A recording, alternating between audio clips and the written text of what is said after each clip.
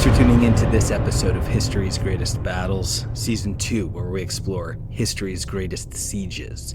If you know somebody that enjoys this genre of history, please share the podcast with them. And thank you for your patience during the hiatus we've experienced. You know what they say, in life either nothing happens at once or everything happens at once. And that's kind of how it's been the last month or two. In the final months of 1967, the United States had reached the height of its military commitment in Vietnam. Over 500,000 American troops were deployed across the South, supported by the full might of the world's most advanced air power and a growing South Vietnamese army. The conflict, once framed as a limited engagement, had evolved into a full-scale war of attrition against a determined and ideologically hardened enemy. North Vietnam's leadership, operating under the strategic direction of its Politburo, was preparing something unprecedented. For nearly 3 years, the People's Army of Vietnam and its southern insurgent arm, the Viet Cong, had absorbed American pressure, learned the terrain, and adapted. By early 1968, General Giap authorized a plan not only to confront the United States directly, but to attempt to collapse its entire war strategy in a coordinated assault. The effort was designed to attack physically, psychologically, and politically all at once. One position in particular became the focal point of this confrontation.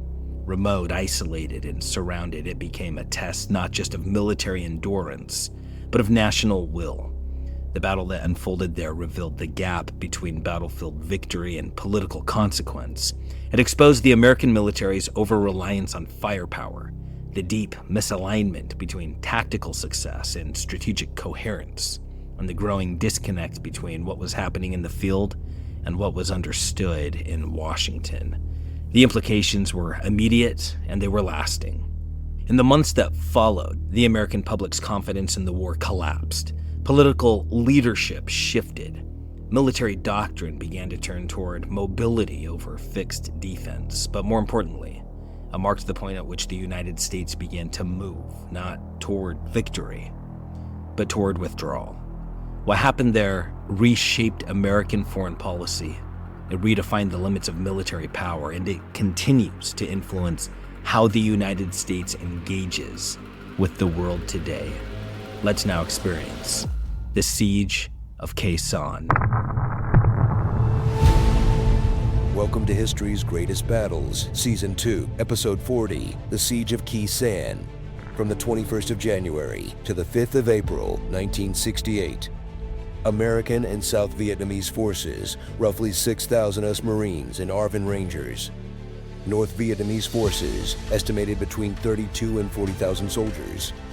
The North Vietnamese defeat marked the terminal collapse of their ambitious 1968 campaign, an orchestrated general offensive designed to fracture American resolve and ignite a nationwide uprising, brought to its knees by the very forces it sought to outmaneuver. By the back half of 1967, American boots had been grinding through Vietnamese soil for 2.5 relentless years, fighting, bleeding, holding the line in a war that was already starting to feel like a forever campaign. U.S. manpower had surged past the 500,000 mark, with the ARVN, South Vietnam's own army, finally starting to show signs of hard-earned competence, toughened by training and regular contact with the enemy. American jets were hammering targets in the north with precision, even as political strategists back home pushed the hearts and minds doctrine, hoping that napalm and democracy might somehow share the same stage. General Vo Nguyen Giap, master of the Long War and Hanoi's iron-willed commander, crafted a 3-phase strategy in early 1968. Backed by the full authority of the Politburo, he set in motion a bold plan to outflank, outfight, and outlast the world's strongest military. The opening move? Pinprick assaults across the outer rim of South Vietnam, just enough to force American commanders to shift their strength away from the cities, diluting their power right when it would matter most. Phase 2 called for chaos. Viet Cong units were to light up every town, every village all across the South, grinding down ARVN morale and gambling on a local uprising to rip the government out by the roots. If it worked, U.S. forces would be scattered and surrounded, cut off in hostile terrain with no loyal ground to stand on. And then came the knockout punch, a full-force strike by the North Vietnamese army, meant to crush American resolve with a victory so overwhelming it would echo from Saigon to Washington. Just like they'd humiliated the French at Dien Bien Phu in 1954, Hanoi's high command believed a win like this would force the Americans to the table, with the communists holding every card. They called it Tong Kong Kich, Tong Kai Nha, the general offensive, general uprising. It wasn't just a military operation, it was a political gamble, a psychological hammer, a declaration that the North was not bluffing. By late '67, the communists were on the move, slipping units into position across the map. American intel wasn't blind. The signs pointed to something big, a northern hammer winding up for a strike. General William Westmoreland, the man in charge of the American war effort, didn't wait to get hit. He started locking down key terrain, bracing for the impact he believed was coming fast. Khe Sanh, a remote outpost in Quang Tri, just south of the DMZ, was one of the high cards on Westmoreland's hand. He wasn't about to fold it. Strategically, Khe Sanh was no ordinary patch of jungle. It straddled Route 9, a vital artery for communist logistics, and it stared straight across the border at the Ho Chi Minh Trail, the North's main line for moving men and material south through Laos. Some brass wanted to pull troops back to protect the cities, but Westmoreland wasn't buying it. He dug in at Khe Sanh, convinced it was the linchpin, not a liability. From November through January, U.S. forces watched in disbelief as NVA units moved openly near the DMZ, bold, visible, almost daring someone to challenge them. Meanwhile, Viet Cong fighters were slipping silently into cities and hamlets across the south, preparing the battlefield for the general uprising. The contrast was sharp. Noise in the north, stealth in the south. The assault was timed with brutality in the precision. January 30th to February 1st, right in the middle of Tet, the Lunar New Year, traditionally a time of ceasefire. This year, it would begin in fire and in blood. Marines had been trading shots with NVA patrols since December, but it wasn't until January 20th when an NVA officer defected that the full picture came into view. The attack wasn't just coming, it was imminent. At 5:30 a.m. on January 21st, it began. Rockets and artillery thundered down across every Marine and ARVN position in the area. The siege of Khe Sanh had arrived. In one of the first salvos, the communists nailed the main ammo dump. 90% of the base's ammunition vanished in a single detonation that lit the sky like a furnace and sucked the oxygen out of lungs.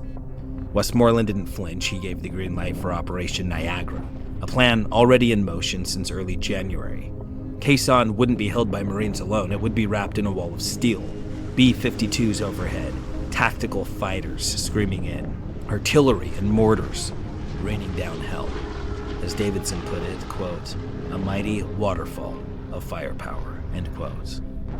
Day after day, the NVA unleashed steel from hidden guns, pounding the village, the Khe Sanh combat base, and the high ground around it.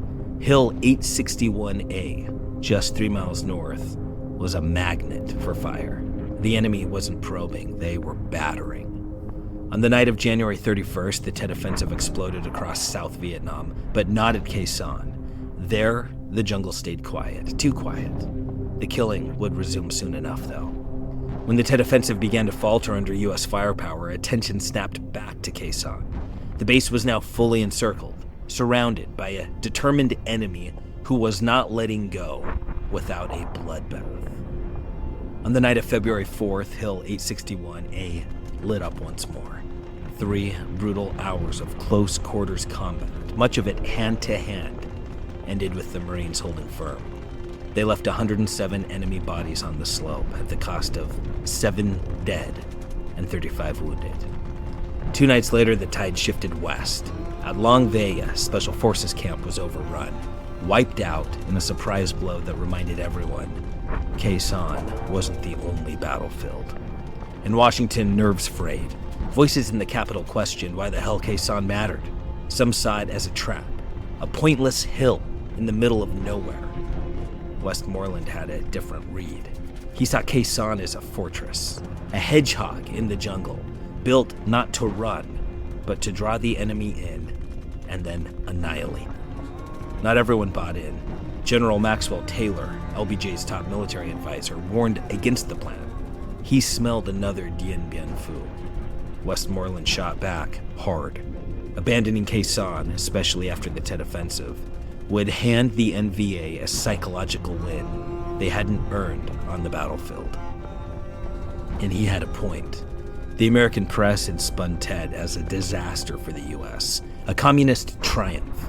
But tactically, Tet was anything but. The real story was buried under headlines. Pulling out of Khe Sanh would have confirmed the worst fears back home, that America was losing, that the war effort was buckling. Even if it wasn't true, perception was king. At the base, the lull in the ground attacks meant nothing.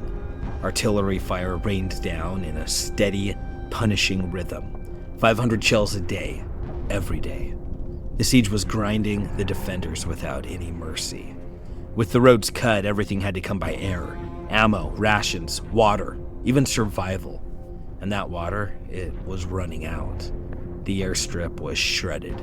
C-130s came in fast and low, sometimes dropping pallets from just 5 feet off the deck.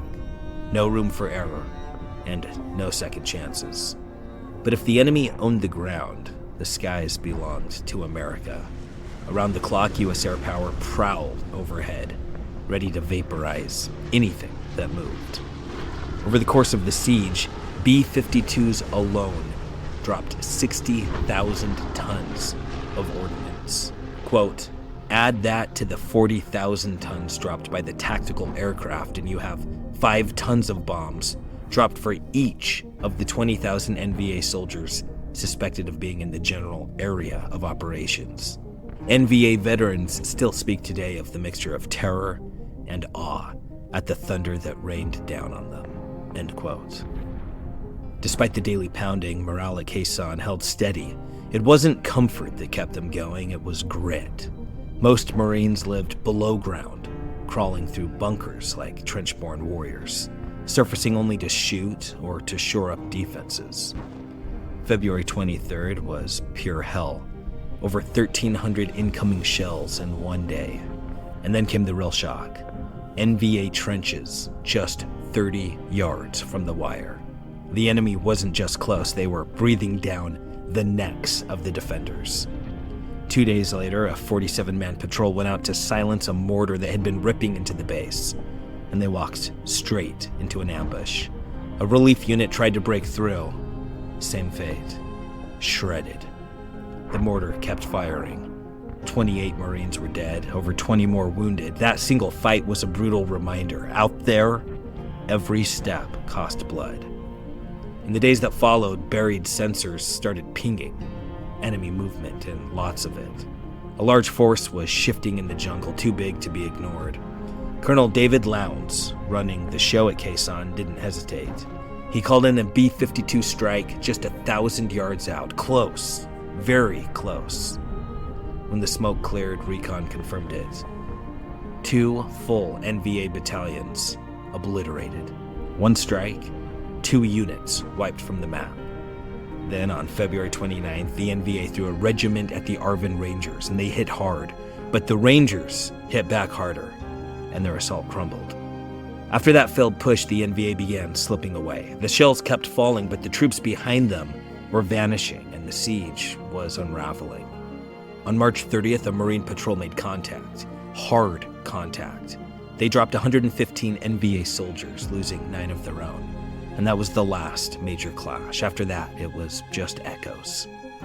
In April, Marine patrols pushed out. Each sweep found fewer NVA fighters. A few stayed behind, enough to keep nerves sharp, but the big pushes were over. The fight for Khe Sanh had burned itself out. April 1st marked the start of Operation Pegasus. The 1st Cavalry moved in overland, grinding through jungle and enemy positions to relieve the base. By April 5th, they were there. On the 18th, Lowndes and his Marines lifted out. Mission complete. Since the guns went silent, Khe Sanh had sparked debate. Some claimed the communists were trying to stage another Dien Bien Phu, a grand replay of their 1954 victory over the French, which we covered in Season 1. But that theory doesn't hold water. If Giap wanted a repeat, he would have brought more men, more artillery. At Khe Sanh, firepower was one-sided, and it wasn't in the NVA's favor. General Giap later downplayed it, calling Khe Sanh a diversion to support Tet, just a distraction. But that explanation falls short. You don't commit elite units and thousands of troops to a sideshow, not unless you're betting big. Some scholars argue that both Tet and Khe Sanh were crafted to break American morale. Maybe. But there's nothing in the original documents to back that up. If it was the goal, it wasn't on paper. Still, that's exactly what happened. The American public cracked. For the communists, it was a lucky bonus at the end of a costly, near-disastrous operation. Davidson writes, quote, Walter Cronkite, in his lugubrious analysis on the 27th of February 1968, the one President Johnson said cost him Middle America, forecast that Khe Sanh could well fall, with terrible loss in American lives, prestige, and morale. The truth was that Khe Sanh was never in danger of falling, nor did any officer in authority, from Marine Colonel David E. Lowndes, the Khe Sanh commander, to Westmoreland, ever hold any such thoughts, end quote. And they were right. In many ways, Khe Sanh was the war in microcosm, hard fought, technically victorious, and then abandoned. That summer, General Creighton Abrams replaced Westmoreland and called it.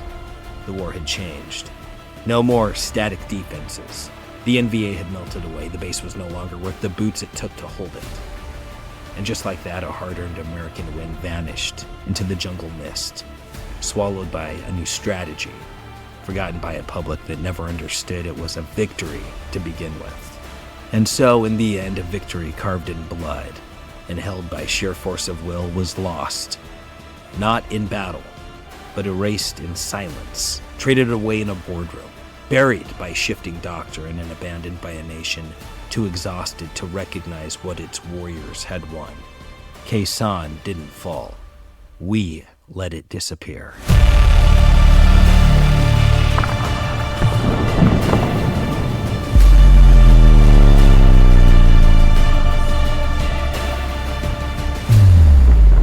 Hope you enjoyed the episode. Let's now descend into the killing fields of the comments section. On our episode on the Siege of La Rochelle, listener 7 Warrior 7 Chief 7 commented, I'm Acadian. May God bless our Knights Templar ancestors who protected our families.